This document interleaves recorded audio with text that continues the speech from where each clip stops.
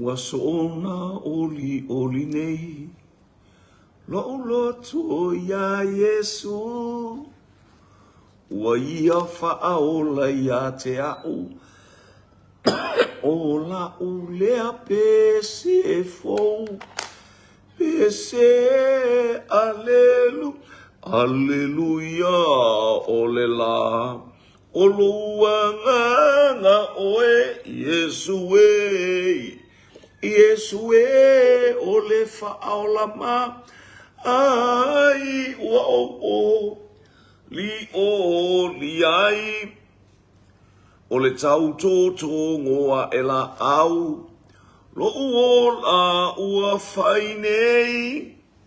Talulo na lo whaia te au.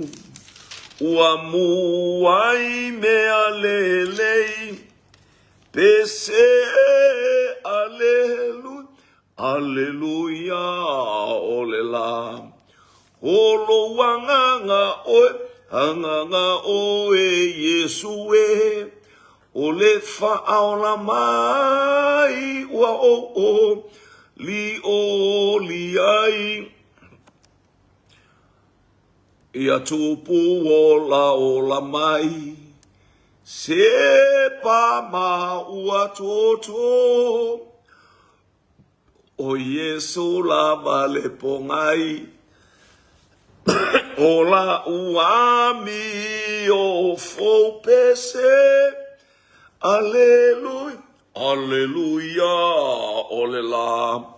Olo wanganga oe anganga oe Yesue. Ole fa'aola mai. Ua o. Li o li ai. O mea ila leolanga nei. Atoa lea tali. Olo ulea tofi elelei. Olo o ua mausali pese. Alleluia, alleluia, olela. Olo ua nganga oe. Yesue ole fa'aola mai. Ua o. Li o li ai. Oli o mātou loto. Fia o mātou loto, sa o loto o mātou loto, ta mai whafo i le vi inga i ato e awai ta tau i ate oe le vi inga. Pale la ei oe le vi inga. Le atua sili ese mai lava oe le vavau e oe le whaavavau. Le atua o atua, le ta ma oe o mātou wanganga, le ta maolo o mātou wali i oe Yesu Keriso. Whaftai nei aso atoa.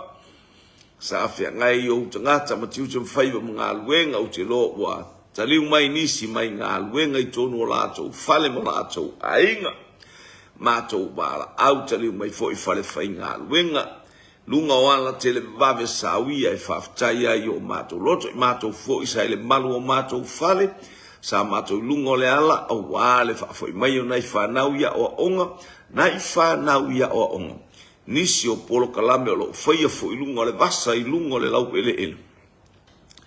Whaaftai ai o mātou loto lo mātou to. Mā whaaftai lau nganga pa ia malau upu. Hallelujah e pei ona tōma tau wina ai le lia lau ai ngai lea taimi ma le taimi la awal ma le afi alo ma le mana le whi awalau tāla le lei. Fo i atu le vi inga i ate o eta mā le alo ma le nganga pa ia. Mātou tia mo mia oe. Mātou tia mo mia o le nei afi a whaatasi maia. Mātou wala au fui te mā mantua si ngā maia si o mātou te mā pāle mia te mā i tono ni usila mātou wala au i lau wha amaro longa i overafa ma na vātu pa i atu o wha lava lama a au malimo ali ima te mai ta i fo mai le poto ma le ata mai wa i la au mawhala au o wha ngā ina ala mai ai lau wha amaro longa fo ilvi inga i ate oil whatau waa i ate i mātou lo mātou to maona o Yesu. Amene, amene, amene. Ia. Whatalo watu le inga o le whatu o tu el neiva enga o le afiafi. Hallelujah. Ia. Whatalo watu i tamu matene. O li i matamata i ta mā matina. haleluia iso stafa o e mo mai nei polo kalame sa isifo I matu matonga e le ngata foi o au ona le tu foi on tato lau lua fisila fa e le ataimi ma le ataimi awale molina ole sa mali haleluia ole polo kalame mo si o tato ainga praise God haleluia ya di ele il nei vai ngole a fiafi ma na il tau samo nei il fai unga fo il nei aso lulu es el aule leo le aso lulu sole vi ia le atu pe ia le aule leo to ina le otito ia le li ia fata lo fatu si o tato ainga ona le atu malo ngalue fa tai fo itatalo ia fa tai fo ilo to si tia o le tato to mapa le mia pe ona anga ia tu ile motu I o le atu no o New Zealand ia awa ia tonga fitinga ia molo na tino malo loina ia ngale le atua ia ile fa malo longa I overrafa o le atua ele oli wana nafi o le nei aso tai o le fa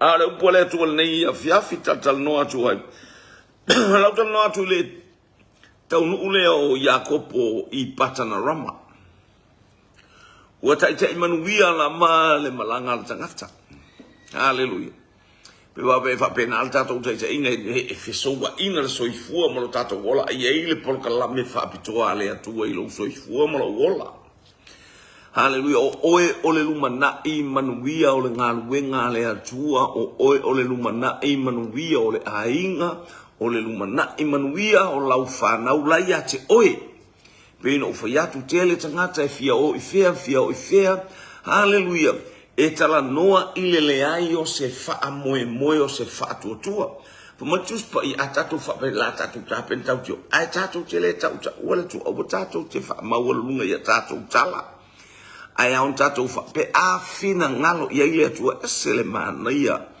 ai tato fa mua le atua I mea lava tato te mo mia mo tato nga ni ia le li fatala watu tato Global Kingdom il tato office autu ni ia le li ngata fo le fatonu ni ia le atua malo ngalu le yaso anga ia tu le tato pokala me le wo orta ngato Iakopo I patana roma mata wia fo il melen sau moe I peteli o I tonu a le ta oto Iakopo o le lona lua leo a aina faia I Abrahamo le fata faita ulanga mua na faia Abrahamo I se kema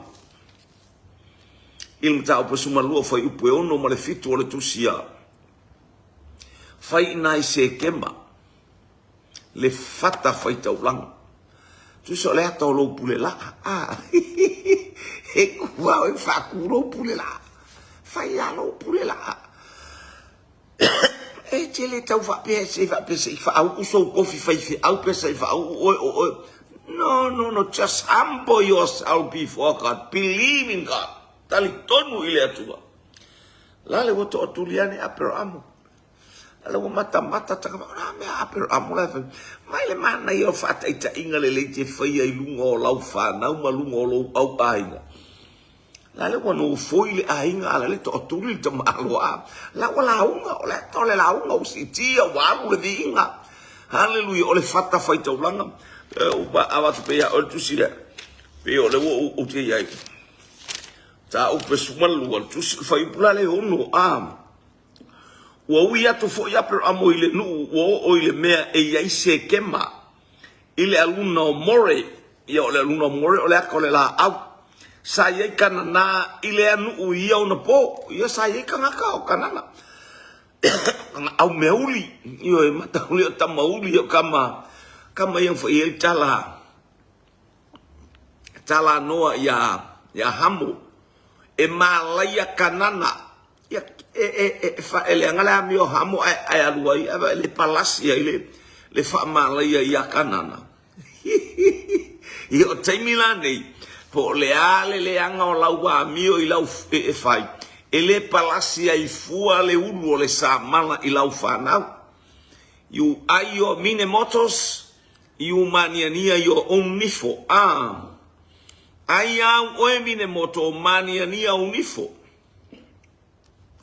Ele to ia se me fa pe ai oe mine moto ai wako e male whangau, no? Wa ese fo le fa por kalame le atua. E ai ale mine moto ar tangata ia mania nia ona nifo. Io e palasia le ulu le io le fui niu lungo le la palapa. E le se me la fuana. Na oso tu for fui niu le palasi. Le palasa o lungo la palapa la exa wer kaume. Ia te jo va pel melea. Fa u pe fitu. O faali mai le li ia apro amo ma ua fa pe mai. O te foa ina atu le nei lama nu mo lau whanau. O na whaia lea e ia i lea mea o le fata whaitaulanga na i lea li ina whaali mai i a te ia. Hello? E ke le kausu, e a fuaso pule la ape ke kauole kausu. Launga oi lo fale. O launga mua o lau whanga, umalo ainga. O le whaalinga fo i o lau wami o atua, ma le leo le atua tāpena i oi. E whaali lo ainga. Le hata nafa mai muai. Tala i atu Yerusalema. Fo ina i atu utou le pu ale. O te le lingi fo i atu utou le mana mai le langi a. O na whaile utou ma moli mau. Moli mau ia te. Moli mau ia Yerusalema. Whafonga o Yerusalema o le lau mua i Utaia. Yerusalema, Utaia, Samaria, step to step, by step, e mua ia te au, so atu malo uhainga, ia so atu matangata o lo unuu, ioi, se ia o lava i tulu inga o le laulangi, e muri yange ma ai mai kakaka, wa tilo lo uhainga, ai lo uto olua, ma ai o matova, ai lo uhainga, ioi, ila wamio, whapena, lea ua fai le pe o le utu e foi mai tua ile ke nese le su malua se au foi sina fa malo si la titi mo tato ai via le tua pe atu sai malo fa long na mua tau nulta malo i se kemal foi mata o su luar ke nese al fai upula le ono tau nu i se ke ma fai upe fitu le ua fai le fata fai taulanga ma ia le tau fai ai ke le ka waru fu e fa pe a me anu ia un kuspa ia pongia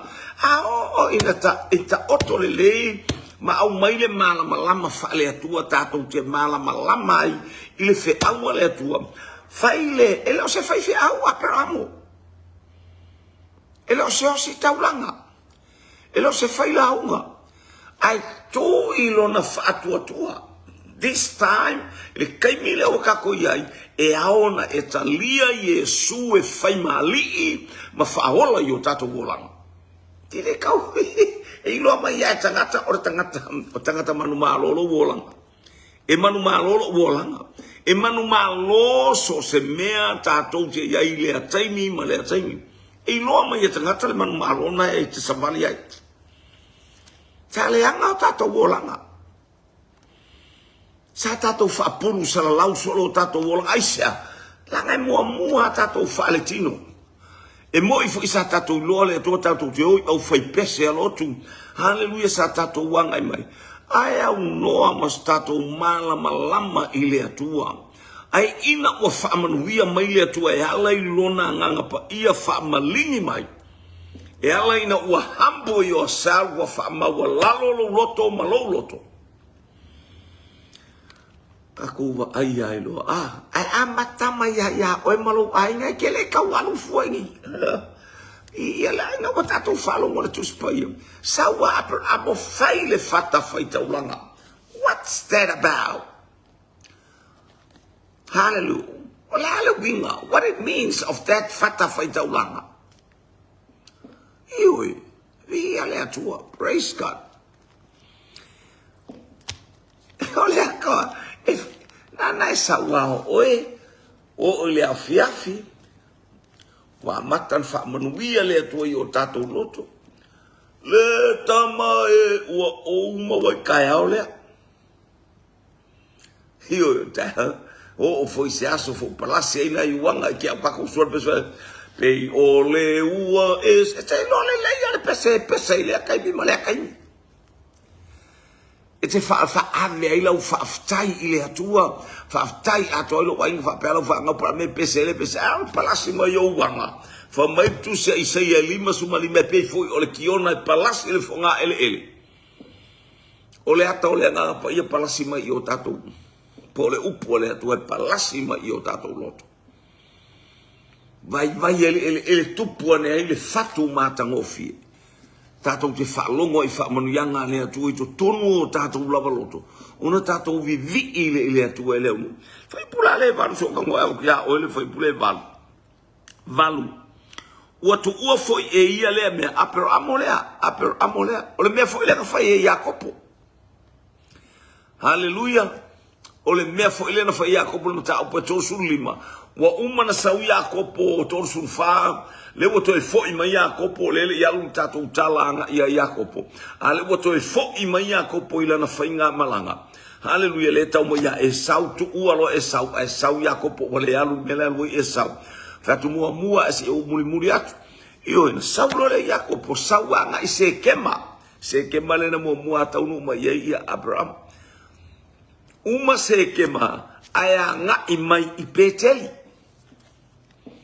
Le pei uma malanga Abraham olea. Ai so se malanga ai fatu wai le fata faita ulanga. Peteli la le fa pe mo pu ban. Watu ua foi e ia le mea. Ai al watu ile maunga ile itu isasa e o Peteli. Ma fatu wai lo na fale ie. Ai al watu ile maunga ile itu isasa e o Peteli.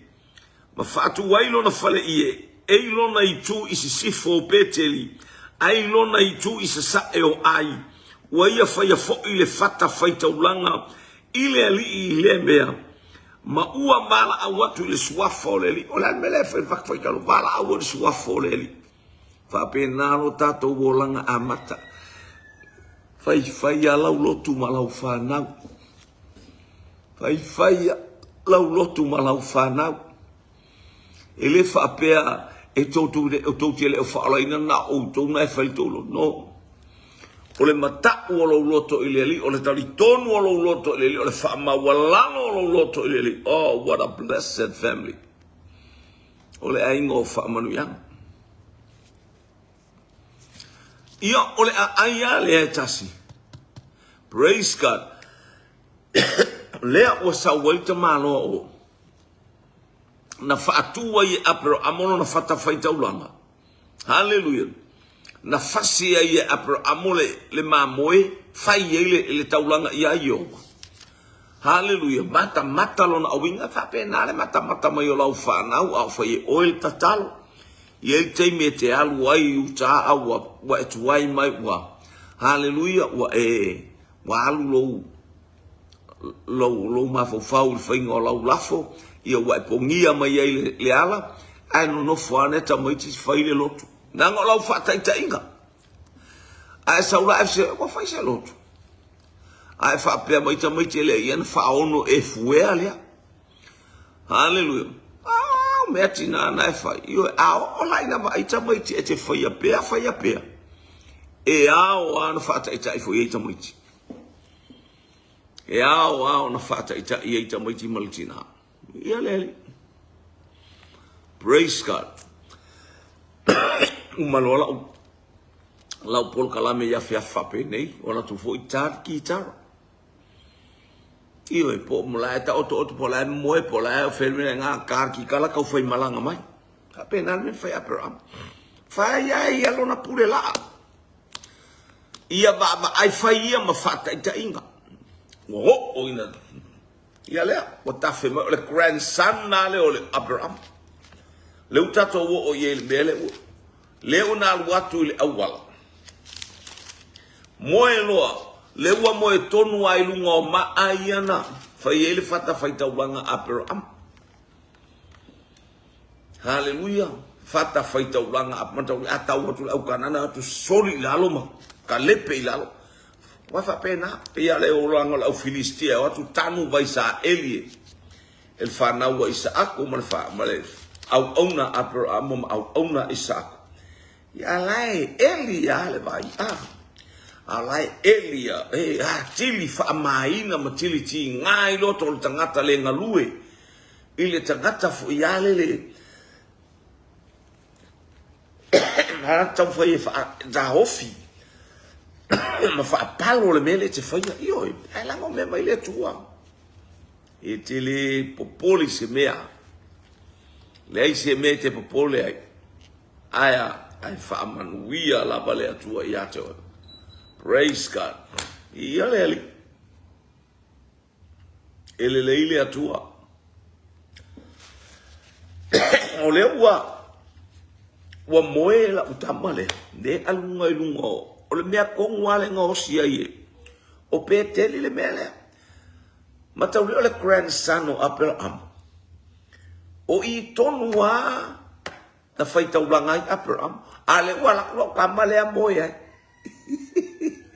Amene ele leile atua le wala tula utama le moe ai hallelujah ai ena na moe aba i ol tangata mana ia le me le moe tonu ai lungo le me il faalinga le atu na moe a tilo tamalo il faalinga o angelu le lunga moe la tamalo Yakobo luna grandson le Yakobo le ua tu ia le atuana whaamanu yang. Ia praise God.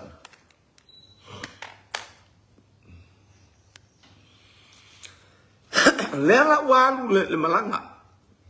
Walun malanga le ua tau i patana rama. Ua tau i patana rama. A o il matau pue lua suman walu oka le manai o le la maaftanga ma le atua ma le tala le atua te toi whafo i mai oe. O te iate oe. Se ia o whataunuina le mea na o whai atuai ia te oe. Ki ia le li. Whalonga inai upuia le whaipa. Mana ia le whaipu le luasfulu walu whaipu le sulu lima le whapea mai. Una whai mai lea o la. Hallelujah. O maua le kuspa ia.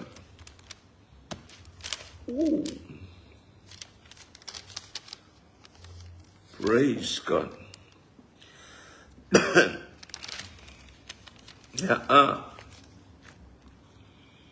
Praise God. Fauta foi o te iai a te oe, o te tausi foi a te oe mea uma e te alu iai, o te toi whafo usia mai oe ile nu nei, a wā o te letu ua oe, se ia o whaia le mea na o whaia tuai i a te oe. O le kalako haka lea le. O i peteli le whaia le tala lea. O i peteli. Matau rea o i na osi tau langa i ale ufa matala tala mo ufa lau te le ina ele atua wa ese mea va ai ele grandson o Abraham. Ua va ai o le whaito to o le lami. E monia o le fale o le atua le mene. Wana la ngona le atua. Hallelujah. Te loso se taime e ifa manu yanga le atua. O luma, o tua, o ngā totonu e iai le atua. Sa iai le atua o le afi whaani utu. Ma le ao whaani utu. Ao whaani utu e mua mua. Afi whaani utu. Tā pena e le atua le o ngā totonu e saba vali le oli ma le fia nu. Mi ia le atua so i te lo o e lo pa inga so se taimi e iai wha manu yanga le atua i o tato wola. Ai te le mua mani wha manu yanga i wha peke ia wengo wha mo wha manu yanga. E mua mai au whinaunga. E mua mai au tawivinga. E mua mai whaingata struggles and problems you're facing.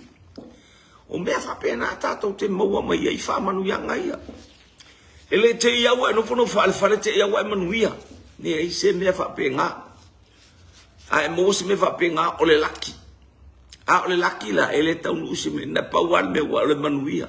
A le me laki, le pe le laki le pinko. Nana umana e pinko e sau ko ele ilo a koa. Ele foi na e fa atua ia se me ai me nga le pinko. A foi sau foi se me. Hallelujah. Pauan me ia e mo se fa manuia. Ye ua o le tangata I to tonu o Patanarama. O le meleta u o Suria. Hallelujah. Yo ifo ia lau mua ia tamaseko. Ia leli. So tu ua o ile afo praise God. Ta fai tau mai an. Ona lo to ile o Yakopo ina malanga ua o atu ile lau ele ole nu isasai. Yo nu la le Patanarama le la tato. Ua ia ba ai ona iloa ai lea ole vai eli ile fanua fa auta foi. Ua ta oto lata ane ia ilafu ma moe tolu. Awa ole vai eli na lato fa ainu ai lafu. Ua ia I fo ile maatele ile ngutu ole vai eli. Me masani ainu uitasai. Itu ua temine olae ua uma mai lafu o mai fatasi pe afo ia. Pe ile nganga fo ele se mela alai fu nga ingulo pe afo ia kele kule ile ma. Me se mela ai moi fu e taunu tofu war tangata malanga push. Tofu tangata malanga tulei. Tofu tangata malanga ngaluwe ngai fai. Pa pe nga ele se nga fa pe ia al mea wo to fai ia. O tatou na ole nganga na sa o toma. Ole nganga le ia le ai e tatau ana na tofu sia. Hallelujah. Tawa tol tele to ma mo tau tatou. Wa inkele ko ma mo fa penal vai e tau tatou o mai fa inu le vai ele se bela ke wa inu pe ele sa we. Ia le tatou falo. Le fa tatia la fotolu la fotonu. Ele uma mai le no. Pio le mele au mai il fi au le. Au e te por wala na le tu le ia la wa nga ia le ma. E mumusu nge yo la kokule ya au mais kanga kalai ku aku ya ngale mai ya fa ka ulo le fa ta ule o tono le vai fa inu la to lafu yo isko ya kanga ka fa e manga oa ya kau ya si kau ya me uma ya kof war kanga kamala me fai ele o fi au na le atua ele o fi na ngalo na le atua fai oe malumana e manuia o lista ngata o au ngā yoinga o au polokalame fai as a future life for other family and other children and other youth fai lo wolanga malo wolanga mafa manu yanga I lista ngata ia le atua e ute mana o fa se ilonga e pulu lima fakasi e ima no ia sao pulu lima fatasi ma mai se mea a ole mele o te fatu e fatati se ilonga e o mai uma lafu ole mana ongo nu ia se sai. Hallelujah. Ia tofu ala to umale. Ia le lata o tu le ata ole mele. Hallelujah. Praise God. Papa poto ina lafu uma ile mea ona la to fuli ese ile ole ma ile vai ele. Ma fa inu ai ma mo ma la to e tu I fa ile ma ile ngutu ole vai ele. Ile mea le fa matala mai me fa ile ma ia to fo I ma le tau fo le mea ma fo ai ia le o mai fatasi fa pa fa o fa ia tu ai le o Yakopo ia te ila to o so e mai fe u to tau tonu a Yakopo I lunga le vai eli tau tonu a Yakopo I lunga le vai eli hallelujah no wainga te ilo whamunu yanga lea tua ilo wolanga future life. E ke kai inga o ele nganga pa ia. E te vai le vai. O le ata o le upo o le atua o le ata o le nganga pa ia. Te malosi. Po le ale ma mao le whainga malama ngā latu ai I tonu hallelujah o kanana. Sau mai Peresepa. Wa Peresepa le na sau ultanga. Oh God, the very south part of Israel. Le ile tala fo I sau mai Peresepa o I tanu I Peresepa. O tanu the northern part of the very tip.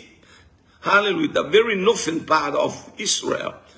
O le vaenga ngā la ile au Hezbollah fa le tua o iaima Masuria ngā Tamaseko. Le fa ile kaua Israel. Ilunga la inga le meta o tanu.